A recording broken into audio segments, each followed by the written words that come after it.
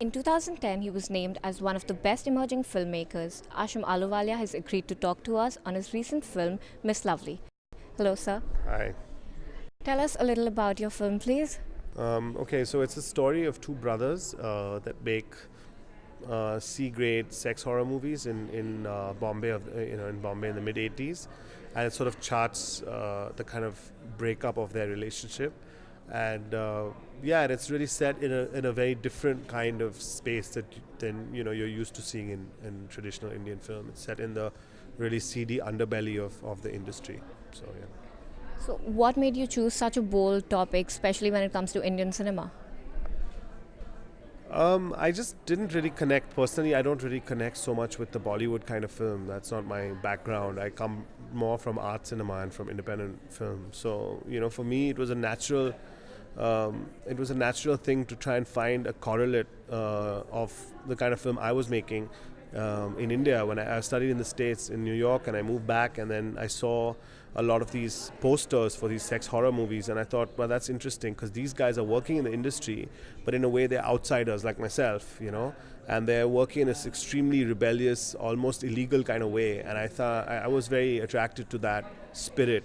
Not that the films are great; the films are pretty trashy, but the kind of crazy energy with which these guys make films was very inspiring. So I thought I'd like to explore this, and I started working on a documentary. And I started hanging out with a lot of people that were working very covertly to shoot these films because it's all, like I said, it's all illegal. And by the end, nobody wanted to be in my documentary because they didn't want to have their identities revealed, since they are running from the law most of the time when they're shooting these films. Pornography is illegal in India, nudity is illegal, so they're doing a lot of stuff which would get them in jail for at least 5 years.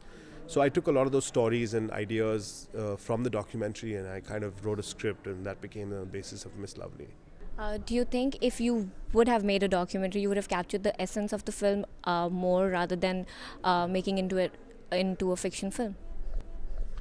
I don't know if it would be more or less. I think it would be very different if it was a documentary. If it was a documentary, it would have been more about the scale would have been smaller, and I think what I wouldn't have been able to do is take it back to the 80s when it was actually a big boom.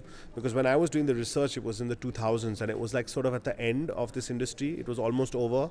The internet had pretty much destroyed it. These guys were no longer shooting. So the film would have been pretty much about the end of the industry. And what I did with Miss Lovely is said, let me take these stories back and set them in the golden years when the stuff was all over the place in the mid 80s, which was the real big boom time for C-grade sex movies. So what it's done is something different. It's just transformed that project into something that's set in, this big era when these movies were being made all the time. So it's just different, yeah. Okay, last question. What were the difficulties you faced while filming as regard to how the audience or the society will receive?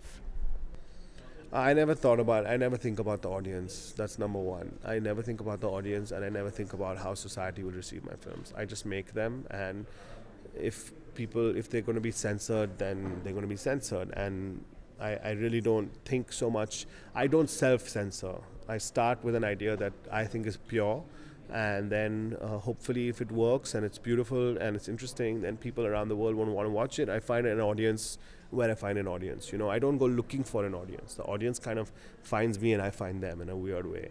So that was the question, right? About the audience. Yeah, I don't think about the audience.